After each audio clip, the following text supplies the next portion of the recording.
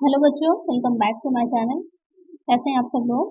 आप लोग की जो EMIS अकाउंटेंट की वैकेंसी आई है, जो एकलव्य मॉडल रेसिडेंशियल स्कूल है, उसमें जो अकाउंटेंट की आप लोग की वैकेंसी आई है, तो उसकी मैं आप लोग को प्रिपरेशन कराऊंगी। जो सब्जेक्ट कंसर्न है, जिसमें सब्जेक्टिव आप लोग को पढ़ना होगा, जो कॉमर्स रिलेटेड होगा, जिसमें क्या अकाउंटिंग है, ऑडिटिंग है, ये सब चीज़ें आपकी आएंगी। इसका एक कंप्लीट सिलेबस क्या है इसमें, और आपको क्या क्या चीज़ें पढ़नी है, कितने मार्क्स की कितना आएगा, तो उसकी एक अलग से कंप्लीट वीडियो मैंने बनाई हुई है, जो कि मेरे चैनल पर अपलोड है। तो उसका लिंक मैं डिस्क्रिप्शन में दे दूंगी, तो वो वीडियो देख लीजिए, जिससे आपको ये समझ में आ जाएगा कि सिलेबस में क्या क्या चीज़ें आपको क्या क्या चीज़ पढ़नी है और किस चीज़ में कितने मार्क्स की तैयारी आपको करनी होगी। अब जो आपकी वीडियोस आएंगे उसमें आप लोग का जो सब्जेक्टिव है, जो अकाउंट से रिलेटेड पार्ट आएगा, जो इसमें ऑडिटिंग है, अकाउंटिंग है, मैनेजमेंट, टैक्सेशन है, इससे रिलेटेड जो क्वेश्चंस आएंगे आप लोगों की, उसकी प्रिपरेशन मैं आप लोग को कराऊंगी, जिससे कि आप लोग की वो तैयारी हो जाए। जो 40 मार्क्स के क्वेश्चंस हैं, आसानी से आप उसमें फुल मार्क्स आप लोग को मिल सकें। इसमें आप लोग को क्या पढ़ना है, क्या अकाउंट्स में कौन सी चीज़ें आ रही हैं, या टैक्सेशन में, ऑडिटिंग में, मैनेजमेंट में, तो MCQs वीडियो मैं आप लोग के लिए लेकर के आऊँगी, जिससे कि आप लोग की प्रैक्टिस भी होती जाए और आप लोग का पूरा सब्जेक्ट में जितना सिलेबस है वो भी कवर हो जाएगा धीरे धीरे। तो आज की वीडियो में भी ऐसे ही कुछ क्वेश्चंस रहेंगे, तो ये वीडियो को शुरू करते हैं। इसी तरह की और भी वीडियोस के लिए, इसी तरह की और MCQs वीडियो जो आप लोग की आएंगी, उसके लिए चैनल को सब्सक्राइब कर लीजिएगा, और वीडियो अच्छी लगेगी तो लाइक भी कर दीजिएगा और फ्रेंड्स के साथ शेयर कर दीजिएगा। आइए शुरू करते हैं। फर्स्ट क्वेश्चन लेते हैं। Dash is the systematic examination of the books and records of A business. Dash पुस्तकों और अभिलेखों या व्यवसाय की एक व्यवस्थित परीक्षा है। आपको बताना है कि कौन सी ऐसी चीज़ होती है जो हम व्यवस्थित तरीके से करते हैं, जिसमें हम जो बुक्स होती हैं, अकाउंट्स होते हैं, जो भी रिकॉर्ड्स हमने रखे होते हैं किसी भी इंस्टीट्यूट में, किसी भी संस्था में, किसी भी इंस्टीट्यूशन में, तो वो कौन से होते हैं। ऑडिटिंग, वॉचिंग, वेरिफिकेशन, चेकिंग, अंकेक्षण, प्रमाणन, सत्यापन या फिर जांच। किस चीज़ में हम पुस्तकों अभिलेखों का एक क्रमबद्ध जो है परीक्षण करते हैं, एक सिस्टमैटिक जो है उसका एग्जामाइन करते हैं, उसके बाद कोई निष्कर्ष निकालते हैं, तो वो क्या हो जाता है, वो हो जाता है हमारा अंकेक्षण में। अंकेक्षण के कार्य जब हम कर रहे होते हैं तो वहाँ पर हम जो संस्था की बुक्स होती हैं, किसी बिजनेस की, किसी ऑर्गेनाइजेशन की, उन बुक्स को सारी चेक किया जाता है। जो भी लेजर रखे गए हैं, जर्नल रखे गए हैं, जो भी अकाउंट्स बनाए गए हैं, उसके बेसिस पर ये डिसीजन लिया जाता है कि वो जो आपने बुक्स बनाई हैं, संस्था की बुक्स रखी गई हैं, वो एक्चुअल में संस्था की उस स्थिति को जो उन बुक्स में दिखाया गया है वो सहीता दर्शा रही हैं या नहीं दर्शा रही, दिखा रही हैं या नहीं दिखा रही हैं। वो किससे पता चलता है, हमको अंकेक्षण से पता चलता है। तो करेक्ट आंसर क्या हो जाएगा हमारा, ऑडिटिंग, अंकेक्षण। और जो साथ में प्रमाणन दे रखा है, सत्यापन है, जांच, ये तीनों ही चीज़ें किसके अंतर्गत आ जाती हैं, अंकेक्षण में आ जाती हैं। अंकेक्षण का कार्य जो किया जाता है वो प्रमाणन के जरिए ही किया जाता है। जो वाउचर्स होते हैं, जो प्रमाणक होते हैं, रिसिप्ट्स होती हैं, उनके जरिए ही ये देखा जाता है कि जो आंकड़े रखे गए हैं, जो भी हमने एंट्रीज करी हैं, जो जर्नल रखा है, जो अकाउंट्स बनाए हैं, वो सही हैं या नहीं सही हैं। सत्यापन में ये देखा जाएगा, वेरिफिकेशन में, कि जो भी एसेट्स हैं संस्था की, जो कंपनी की एसेट्स हैं, जो उसकी बैलेंस शीट में दिखा रहा है कितनी है, एक्चुअल में उतनी ही वैल्यू के एसेट हैं भी या नहीं हैं, फिजिकली हैं भी या नहीं हैं, उनकी उतनी वैल्यू है या नहीं है, तो वो हम वैल्यूएशन करते हैं उसका और वेरिफिकेशन करते हैं। और चेकिंग या जांच, इसमें भी यही चीज़ें आ जाती हैं कि जो भी संस्था में किसी तरह का कोई कपट फ्रॉड तो नहीं हो रहा है, या सही ढंग से काम हो रहा है, अगर फ्रॉड है तो उसको देखना, ये सारी चीज़ें आ जाती हैं। ये तीनों ही किस में आता है, ये अंकेक्षण में ही आ जाता है हमारा। तो करेक्ट आंसर यहाँ पर हमारा हो जाएगा ऑडिटिंग, अंकेक्षण। चलिए नेक्स्ट क्वेश्चन लेते हैं। नेक्स्ट क्वेश्चन है, instruction of audit issued by controller and auditor general of India dash. Bharat के नियंत्रक और महालेखा परीक्षक द्वारा जारी किए गए अंकेक्षण के निर्देश पे होने वाला डैश अंकेक्षण है। यहाँ पर आपको बताना है कि वो कौन सा अंकेक्षण होता है या कौन सा ऑडिट होता है जो नियंत्रक और महालेखा परीक्षक होगा, जो controller and auditor general of India होता है, उसके आदेश पर होता है, या वो कहता है, या वो उसके निर्देश होते हैं कि इस तरह का ऑडिट होना चाहिए, किस तरह का अंकेक्षण हो जाएगा। स्टेटरी ऑडिट, वैधानिक अंकेक्षण, फाइनल ऑडिट, अंतिम अंकेक्षण, मैनेजमेंट ऑडिट, प्रबंधकीय अंकेक्षण, गवर्नमेंट ऑडिट, सरकारी अंकेक्षण। तो इन चारों अंकेक्षण में से जो अंकेक्षण के प्रकार होते हैं, बहुत तरह का अंकेक्षण होता है, ऑडिट होता है, तो उसी में पूछ रहा है कि ये वाला ऑडिट जो उन्होंने पूछा है, जो नियंत्रक और महालेखा परीक्षक के आदेश पर होता है, वो कौन सा ऑडिट हो जाता है, तो वो हो जाएगा आपका सरकारी अंकेक्षण यानी गवर्नमेंट ऑडिट। जो सरकार होती है, क्योंकि एक निजी व्यय होते हैं, कुछ आपके हो जाते हैं सरकारी व्यय या लोक व्यय जिसे बोला जाता है, तो वो बहुत बड़े पैमाने पर होते हैं, जिस तरह एक फैमिली में एक घर को चलाने के लिए कुछ एक्सपेंसेस होते हैं, इनकम होती है। तो गवर्नमेंट की अगर हम बात करें तो गवर्नमेंट के भी जो सारे काम होते हैं, बजट बनाया जाता है, बहुत से एक्सपेंसेस होते हैं, तो उन सारा का भी लेखा रखा जाता है। तो ये देखना है कि वो सही ढंग से रखा गया है या नहीं हुआ है, तो उसका भी ऑडिट कराया जाता है। तो वो ऑडिट किसके आदेश पर कराया जाता है? नियंत्रक व महालेखा परीक्षक के आदेश पे किया जाता है। तो उस तरह का ऑडिट क्या हो जाता है? सरकारी अंकेक्षण हो जाता है, गवर्नमेंट ऑडिट कहलाता है। तो एक आंसर क्या हो जाएगा हमारा? Option D. नेक्स्ट क्वेश्चन लेते हैं। नेक्स्ट क्वेश्चन है the kind of audit is conducted generally between 2 annual audit. इस तरह का ऑडिट आमतौर पर 2 वार्षिक ऑडिट डैश के बीच किया जाता है। मोस्टली जो ऑडिट होता है वो वर्ष के अंत में ही होता है, जब वर्ष समाप्त हो रहा होता है। तो जब 2 वर्ष समाप्त हो रहे हैं तो उसके बीच में जो ऑडिट किया जा रहा है वो कौन सा ऑडिट हो जाता है? इंटरनल ऑडिट, आंतरिक अंकेक्षण, इंटरिम ऑडिट, अंतरिम अंकेक्षण, फाइनल ऑडिट, अंतिम अंकेक्षण, कंटिन्यूअस ऑडिट, सतत अंकेक्षण। तो इसमें से आपको बताना है कि कौन सा ऑडिट होता है जो किसी भी फाइनेंशियल ईयर के बीच में ही किया जाता है। तो क्या हो जाएगा वो? अंतरिम अंकेक्षण होता है, इंटरिम ऑडिट होता है। तो इंटरिम ऑडिट क्यों किया जाता है? कभी कभी जैसे कि वर्ष के बीच में ही लाभांश है, इंटरिम डिविडेंड भी जिस तरह बोलते हैं उसे, अंतरिम लाभांश जो होता है, तो कभी कभी वर्ष के बीच में ही हमको जारी करना पड़ जाता है। तो ऐसे सिचुएशन में हम क्या करते हैं कि अपने खातों को जो भी बैलेंस शीट्स होती है, जितना भी हमारा हुआ है अभी तक की सारी चीज़ें, उसी के अकॉर्डिंग बना लिया जाता है। तो वो हो जाता है हमारा अंतरिम अंकेक्षण, इंटरिम ऑडिट। तो करेक्ट आंसर क्या होगा हमारा? Option B. नेक्स्ट क्वेश्चन लेते हैं। Before the work of audit is commence the auditor plans out the whole of audit work is called dash. अंकेक्षण का काम शुरू होने से पहले अंकेक्षक पूरे अंकेक्षण के कार्य की योजना बनाता है, उसे डैश कहा जाता है। कोई भी कार्य हम कर रहे होते हैं तो पहले क्या होता है, एक पूरा प्लान तैयार करते हैं हम कि किस तरह से हमें उस काम को करना है। इसी तरह ऑडिटिंग में भी क्या होता है, जो ऑडिटर होता है किसी भी संस्था का, किसी भी बिजनेस का, किसी ऑर्गेनाइजेशन का ऑडिट करने से पहले क्या करता है, उसकी पूरी एक योजना तैयार करता है, पूरा एक प्लानिंग तैयार करता है। तो वही योजना या प्लानिंग क्या कहलाती है? ऑडिट प्लान, अंकेक्षण योजना, ऑडिट नोट, अंकेक्षण नोट, ऑडिट रिस्क, अंकेक्षण जोखिम, ऑडिट प्रोग्राम, अंकेक्षण कार्यक्रम। तो क्या कहलाएगी वो? किसी भी जिसकी पूरी योजना तैयार करते हैं तो किस लिए करते हैं? पूरा कार्यक्रम होता है हमारा, पूरा प्रोग्राम होता है, तो क्या कहलाता है हमारा? ऑडिट प्रोग्राम, अंकेक्षण कार्यक्रम। तो करेक्ट आंसर क्या होगा हमारा? ऑप्शन डी, कि ऑडिट प्रोग्राम जो होता है तैयार करता है पहले ऑडिटर, कहीं पर भी किसी भी ऑर्गेनाइजेशन का, किसी इंस्टीट्यूशन का, किसी का भी ऑडिट करने से पहले।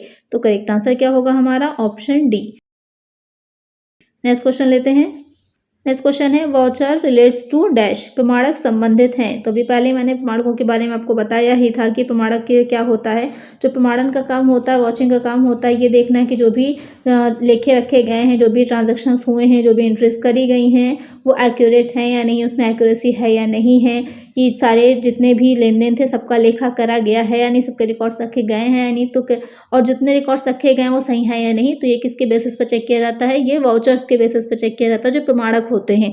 और ये कार्य क्या हो जाता है? ये कार्य वाउचिंग हो जाता है, यानी कि प्रमाणन हो जाता है। तो यहाँ पर जो पूछ रहा है कि प्रमाणक किससे संबंधित है? कैश रिसिप्ट, नगद प्राप्ति बिल्कुल संबंधित है, कि किसी भी संस्था में कितनी नगद की, कितनी कैश की प्राप्ति हुई है, उसकी रसीदें जो होती हैं, कितना हमने नगद भुगतान किया है, कैश पेमेंट, क्रेडिट ट्रांजैक्शंस, नगद लेन देन की जितना भी हमने जो है लेन देन किया होगा, ऑल ऑफ द अबव, ये सभी। तो जो प्रमाणक होते हैं इन तीनों ही चीज़ों से रिलेट करते हैं, इन तीनों ही चीज़ों से रिलेटेड होते हैं। तो करेक्ट आंसर क्या होगा हमारा? Option D, all of the above. Next question लेते हैं। नेक्स्ट क्वेश्चन है auditing begins where dash ends. अंकेक्षण वहाँ से शुरू होता है जहाँ डैश समाप्त होता है। ये क्वेश्चन आपका जो फाइनेंशियल जो अकाउंटिंग है वहाँ पर भी पूछा जाता है, जो आपको अकाउंटेंसी वाला आएगा वहाँ पर भी वो क्वेश्चन पूछा जाता है। तो वो क्वेश्चन वहाँ पर इस तरह से होता है कि लेखाकर्म का कार्य वहाँ से शुरू होता है जहाँ डैश समाप्त होता है। क्या समाप्त होता है? पुस्तपालन, बुक कीपिंग जहाँ समाप्त होती है वहाँ से अकाउंटिंग शुरू होती है। इसी तरह ये क्वेश्चन यहाँ पर भी आता है कि अंकेक्षण कहाँ से शुरू होता है? जहाँ पर डैश समाप्त होता है। क्या समाप्त होगा? सेलिंग, विक्रय, इन्वेंट्री वैल्यूएशन, स्कंद मूल्यांकन, अकाउंटिंग, लेखांकन, परचेजेस, क्रय। तो यहाँ पर कौन सी चीज़ आ जाएगी? तो अंकेक्षण वहाँ से शुरू होगा। भाई अंकेक्षण हम किस चीज़ का कर रहे हैं? ऑडिट हम कर रहे हैं, बुक्स का कर रहे हैं, जो एंट्रीज करी, जो रिकॉर्ड्स रखे गए हैं, उसी का ही तो ऑडिट हो रहा है। तो जब तक वो कार्य पूरा नहीं हो जाएगा हम ऑडिट भी नहीं कर सकते हैं। तो वो कार्य क्या कहलाता है? वो हो जाता है अकाउंटिंग, यानी कि लेखांकन। तो अंकेक्षण वहाँ से शुरू होता है जहाँ लेखांकन समाप्त होता है। तो करेक्ट आंसर क्या होगा हमारा? Option C. आप लोग भी साथ साथ ये सॉल्व करते चलिए, मुझे कमेंट सेक्शन में बताइएगा कि कितने आंसर आप लोग के करेक्ट हुए हैं। नेक्स्ट क्वेश्चन लेते हैं। नेक्स्ट क्वेश्चन है ऑडिट मीन्स। ऑडिट का अर्थ है, यानी कि अंकेक्षण का अर्थ है व्यापारिक लेन देन की रिकॉर्डिंग, अंतिम खातों की तैयारी, पुस्तकों, खातों, वाउचर आदि की जांच करना, या फिर अंतिम खाते तैयार करना। तो यहाँ पर आपसे पूछ रहा है कि ऑडिट का मतलब क्या होता है। Recording business transactions, preparing the final accounts, examination of books, accounts, vouchers etc, preparing final accounts. तो आपको बताना है कि ऑडिट क्या होता है, अंकेक्षण क्या होता है। समझ लीजिए यहाँ पर इसकी डेफिनेशन ही आपसे पूछ रहा है, या ये चीज़ समझ लीजिए कि ऑडिट में क्या क्या चीज़ें आ जाएंगी। व्यापारिक लेन देन की रिकॉर्डिंग का काम करना या लिखना, किसी भी चीज़ को रिकॉर्ड करना ऑडिट का काम नहीं होता। अंतिम खातों की तैयारी करना भी ऑडिट का काम नहीं होगा। फाइनल अकाउंट्स जो होते हैं वो अकाउंटेंट के द्वारा तैयार किए जाते हैं, जो लेखापालक जिसे बोलते हैं, जो जिसकी तैयारी आप ही लोग कर रहे हैं असिस्टेंट अकाउंटेंट की, तो वही चीज़ आ जाएगा। पुस्तकों, खातों, वाउचर आदि की जांच करना, ये काम होता है ऑडिट का, अंकेक्षण का, कि पुस्तकें जो हम रख रहे हैं, बुक्स जो रखी गई हैं, अकाउंट्स जो बनाए गए हैं, जो वाउचर्स हैं किसी भी संस्था के, उसकी जांच करना और ये देखना कि जो भी चीज़ें एंट्रीज की गई हैं, बुक्स जो भी स्थिति किसी भी व्यवसाय की बिजनेस की दिखा रही हैं, वो एक्चुअल में सही है या नहीं सही है, जिससे कि जिस भी उद्देश्य से अंकेक्षण का कार्य कराया जा रहा होता है, जो भी पर्पज से अंकेक्षण हो रहा होता है, ऑडिट कराया जा रहा होता है, तो उसके लिए हेल्पफुल हो सके और सही चीज़ को बताया जा सके। तो करेक्ट आंसर हमारा क्या हो जाएगा, होगा ऑप्शन सी, पुस्तकों, खातों, वाउचर आदि की जांच करना, examination of books, accounts, vouchers etc। Next question लेते हैं। नेक्स्ट क्वेश्चन है, sale of land is a dash, भूमि की बिक्री एक डैश है। तो किसी संपत्ति को बेचने की बात यहाँ हो रही है। कौन सी संपत्ति है, लैंड यानी कि भूमि है, उसको अगर हम बेच रहे हैं तो वो क्या हो जाएगा हमारा, रेवेन्यू रिसिप्ट होगी, राजस्व प्राप्ति है, कैपिटल रिसिप्ट है, पूंजीगत प्राप्ति है, कैपिटल एक्सपेंडिचर है, पूंजीगत व्यय है, रेवेन्यू एक्सपेंडिचर है, राजस्व व्यय है। तो जो अगर हम भूमि को बेच रहे हैं तो किस प्रकार का प्राप्ति है या व्यय है, पहले तो यही समझ लेते हैं। भूमि को बेचने से क्या होगा, बिक्री कर रहे हैं, सेल कर रहे हैं तो इनकम होगी, कैश आएगा, भूमि जा रही है तो बदले में कैश आएगा हमारे पास, तो क्या हो जाएगा, ये तो प्राप्ति है, रिसिप्ट है। अब ये देखना है कि रिसिप्ट किस तरह की है, रेवेन्यू है या कैपिटल रिसिप्ट है। तो यहाँ पर ये भूमि क्या है हमारी, एक कैपिटल एसेट होते आती है, आपकी फिक्स्ड एसेट है ये भूमि जो है, तो ये क्या हो जाएगी, कैपिटल रिसिप्ट हो जाएगी, पूंजीगत प्राप्ति हो जाएगी। तो करेक्ट आंसर क्या होगा हमारा, ऑप्शन बी। तो जब भी इस तरह क्वेश्चन आएगा तो थोड़ा सा उसको तोड़ तोड़ के क्वेश्चन को समझा करिए, आसान रहता है। पहले तो हमने ये समझ लिया कि बिक्री हो रही है, सेल हो रही है, तो कुछ हमारे पास कैश आ रही है, तो ये पहला क्या हो जाएगा, ये रिसिप्ट है, एक्सपेंडिचर नहीं है ये हमारा रिसिप्ट हो जाएगा। उसके बाद अब ये देखना है कि किस चीज़ की हो रही है। अगर जो चीज़ आपकी सीधे व्यवसाय के संचालन ऑपरेशन से रिलेटेड हो जाती है, जैसे कि स्टॉक की बात कर रहे हैं, तो वहाँ पर क्या हो जाएगा, वो राजस्व रेवेन्यू हो जाएगी। लेकिन किसी संपत्ति की अगर बात की जा रही है तो वो हो जाती है कैपिटल। तो करेक्ट आंसर है यहाँ पर हमारा ऑप्शन बी। नेक्स्ट क्वेश्चन है, गुप्त संचय डैश द्वारा बनाया जा सकता है, secret reserve can be created by dash, public limited company only, banking and financial companies only, private limited company only, cooperative societies. तो गुप्त संचय जो सीक्रेट रिजर्व बनाया जाता है, एक आपका जनरल रिजर्व हो जाता है, प्रोविजंस होते हैं, ये सारी चीज़ें होती हैं। तो यहाँ पर जो सीक्रेट रिजर्व की बात हो रही है, जो संस्था की बुक्स में नहीं दिखाया जाता लेकिन बनाया जा रहा होता है, तो कौन सी कंपनी के लिए बनाने में क्या होता है, वो वैध हो जाता है, लीगल होता है। केवल पब्लिक लिमिटेड कंपनी, केवल बैंकिंग और वित्तीय कंपनियां, प्राइवेट लिमिटेड कंपनी, सहकारी समितियां। तो यहाँ पर जो गुप्त संचय है, सीक्रेट रिजर्व रखा जा रहा है, वो बैंकिंग और वित्तीय कंपनियां जो होती हैं उनके द्वारा बनाया जा सकता है। तो करेक्ट आंसर क्या होगा हमारा, ऑप्शन बी। नेक्स्ट क्वेश्चन है, preliminary expenses are the best example for dash, प्रारंभिक व्यय डैश के लिए सबसे अच्छा उदाहरण है। तो यहाँ पर नीचे संपत्तियां दे रखी हैं, तो समझ लीजिए आपको क्या पता लगाना है, आपको ये पता लगाना है जो प्रिलिमिनरी एक्सपेंसेस होते हैं वो किस तरह के एसेट होते हैं, किस तरह की संपत्ति होते हैं। फिक्टिशियस एसेट, काल्पनिक संपत्ति, इंटेंगिबल एसेट, अमूर्त संपत्ति, वेस्टिंग एसेट, क्षय संपत्ति, फ्लोटिंग एसेट, निर्गमित संपत्ति। यहाँ पर जो प्रिलिमिनरी एक्सपेंसेस होते हैं कहाँ दिखाए जाते हैं, आपको याद होगा बैलेंस शीट में लायबिलिटी एसेट दो साइड होते हैं, जो प्रिलिमिनरी एक्सपेंसेस होते हैं वो एसेट साइड में दिखाए जाते हैं। एसेट साइड में जो नीचे हम मिसलेनियस एक्सपेंडिचर दिखाते हैं उसके अंतर्गत हम जो है प्रिलिमिनरी एक्सपेंसेस को दिखाते हैं। तो कौन से एसेट हो जाते हैं, वो काल्पनिक संपत्ति होते हैं, फिक्टिशियस एसेट होते हैं, एक्चुअल में नहीं होते हैं। लेकिन मेनली जो प्रिलिमिनरी एक्सपेंसेस हैं क्या, जो हम जो कंपनी का सम्मेलन हो रहा होता है, इनका ऑपरेशन होता है, तो उससे पहले जो व्यय किए जाते हैं वो सब प्रारंभिक व्यय कहलाते हैं। नाम से ही क्लियर हो रहा है, प्रिलिमिनरी एक्सपेंसेस जो है प्राइमरी एक्सपेंसेस हैं या प्रारंभिक हैं, स्टार्टिंग में किए जा रहे हैं, तो वो किस तरह के हो जाएंगे, वो हो जाती हैं काल्पनिक संपत्ति हो जाती है। तो करेक्ट आंसर क्या हो जाएगा हमारा, ऑप्शन ए। नेक्स्ट क्वेश्चन है the auditor of A government company shall be appointed by dash. एक सरकारी कंपनी के अंकेक्षक की नियुक्ति डैश द्वारा की जाएगी। यहाँ पर बात हो रही है कि कोई सरकारी कंपनी है, गवर्नमेंट कंपनीज भी होती हैं, तो उसमें जो ऑडिटर होता है तो उसकी नियुक्ति कौन करता है, उसे अपॉइंट कौन करेगा। द गवर्नमेंट कंपनी इटसेल्फ, स्वयं सरकारी कंपनी, द सेंट्रल गवर्नमेंट केंद्र सरकार, द शेयर होल्डर्स अंशधारक, द डिबेंचर होल्डर्स ऋण पत्र धारक। तो यहाँ पर जो सरकारी कंपनी होगी उसके अंकेक्षक नियुक्ति कौन करेगा, उसके अंकेक्षक की नियुक्ति करती है सेंट्रल गवर्नमेंट जो होती है, केंद्र सरकार जो होती है। तो करेक्ट आंसर क्या होगा हमारा ऑप्शन बी। नेक्स्ट क्वेश्चन लेते हैं रोकड़ बही के अंकेक्षण का मुख्य उद्देश्य डैश हो सकता है। The main object of the audit of the cash book में बी।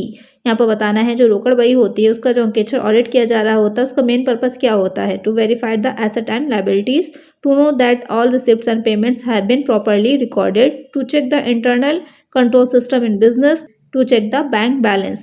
तो यहाँ पर क्वेश्चन पूछ रहा है जो कैश बुक होती है उसका जो ऑडिट होता है तो क्यों किया जाता है, उसका ऑब्जेक्ट क्या होता है ऑडिट करने का कैश बुक की। संपत्ति और देनदारियों को सत्यापित करने के लिए ये देखना कि जितनी भी एसेट्स हैं या जितनी भी लायबिलिटीज़ हैं वो एक्चुअल में है या नहीं, उनको वेरीफाई करना। ये जानने के लिए कि सभी प्राप्तियां भुगतान ठीक से रखे गए हैं। सबसे इंपॉर्टेंट यही चीज़ है आपकी कि जो रोकड़ बही होती है कैश बुक होता है उसमें मेन चीज़ यही देखी जाती है कि जो भी प्राप्तियां हैं हमारी, जो भी हमें रिसिप्ट हैं और जितना जो भी हमारे पेमेंट्स हैं वो सब एक्चुअल में सही ढंग से रखे गए हैं या नहीं रखे गए। तो कि रोकड़ बही जो कैश बुक होती है उसमें सभी यही लेन देन तो रखे जाते हैं, कितना भुगतान किया गया और कितनी प्राप्ति हुई है, कितना रिसीविंग है और कितना पेमेंट है। व्यापार में आंतरिक नियंत्रण प्रणाली की जांच करने के लिए और बैंक बैलेंस चेक करने के लिए तो मेन जो आपका ऑब्जेक्ट होता है वो यही चेक करना हो जाता है कि ये जानने के लिए कि भुगतान ठीक से रखे गए हैं या नहीं, और सही प्राप्तियां हुई, रिसिप्ट जो है वो सही ढंग से आई हैं या नहीं आई हैं। तो करेक्ट आंसर हो जाएगा इसमें हमारा ऑप्शन बी। नेक्स्ट क्वेश्चन है residential status is determined by.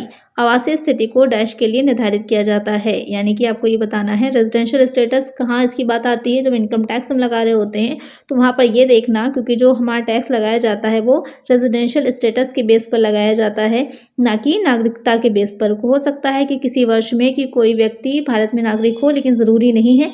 Income tax के पर्पज़ से भी वो इनकम का जो उसकी वो भारत में टैक्सेबल हो, इसलिए जो उसकी रेजिडेंशियल स्टेटस होता है वो इंपॉर्टेंट होता है। आपको पता ही होगा रेजिडेंशियल स्टेटस 3 तरह किया जाते हैं, आपको पता ही होगा। एक हो जाता है निवासी, अनिवासी और असाधारण निवासी। तो यहाँ पर जो आवासीय स्थिति के किस वर्ष के लिए निर्धारित की जा रही है, तो आपको पता होगा कि जो हम टैक्स लगाते हैं वो गत वर्ष की इनकम पर लगाते हैं इस कर निर्धारण वर्ष में, यानी कि जो अभी आपका कर निर्धारण वर्ष चल रहा है, जो असेसमेंट ईयर चल रहा है 2022-23, इसमें आप किस वर्ष की इनकम पर टैक्स लगाएंगे, आप लगाएंगे जो हमारी 21-22 की इनकम हुई 2021-2022, कब से 1 अप्रैल 2021 से 31 मार्च 2022 तक की इनकम जो होगी हमारी, उस इनकम पर हम टैक्स लगाएंगे। कब लगाएंगे 2022-2023 में। तो यहाँ पर जो टैक्स लगाया जाता है तो वो गत वर्ष के आधार पर लगाया जाता है। तो आवासीय स्थिति जो उसकी निर्धारित की जाती है वो भी गत वर्ष की जाती है। तो करेक्ट आंसर हो जाएगा हमारा ऑप्शन ए। नेक्स्ट क्वेश्चन है आयकर अधिनियम के अंतर्गत कराधान किस डैश पर निर्भर करता है। Under the income tax act the incident of taxation depends on dash. The citizenship of the tax payer, the age of the tax payer, the residential status of the tax payer, the profession of the tax payer. तो आपको ये बताना है जो आयकर अधिनियम के अंतर्गत जो इनकम टैक्स एक्ट है उसमें जो हम टैक्स लगा रहे होते हैं वो किस चीज़ पर डिपेंड करता है। करदाता की नागरिकता पर, उसकी आयु पर, उसकी आवासीय स्थिति पर, उसके पेशे पर। तो किस पर डिपेंड करता है, वो डिपेंड करता है उसकी आवासीय स्थिति पर। इससे पहले के क्वेश्चन उन्होंने देखा था कि मैंने आप लोग को बताया था कि जो उसकी आवासीय स्थिति होती है कि रेजिडेंशियल स्टेटस होता है कि जिस गत वर्ष में प्रीवियस ईयर का हम उसकी इनकम को देख रहे हैं उस वर्ष में भारत में निवासी था या नहीं था, रेजिडेंशियल था, नॉन रेजिडेंशियल था, किस तरह का निवासी था। उसी के बेसिस पर हम डिसाइड करते हैं कि उसकी इनकम को हम उसकी जो टोटल इनकम निकालो उसमें ऐड करेंगे या नहीं ऐड करेंगे, किसी पर्टिकुलर इनकम को, क्योंकि 5 हेड होते हैं आपके इनकम के, आपको पता होगा। तो उन 5 हेड में से किसी भी हेड की जो इनकम है वो भारत में जोड़ी जाएगी उसकी आय में या नहीं जोड़ी जाएगी। तो करेक्ट आंसर क्या होगा हमारा ऑप्शन सी। नेक्स्ट क्वेश्चन लेते हैं। वीडियो अच्छी लग रही है तो जो वीडियो को लाइक ज़रूर कर दीजिए और फ्रेंड्स के साथ शेयर भी करना है, और कोई क्वेश्चन हो तो मुझे कमेंट करिएगा। चलिए नेक्स्ट क्वेश्चन लेते हैं।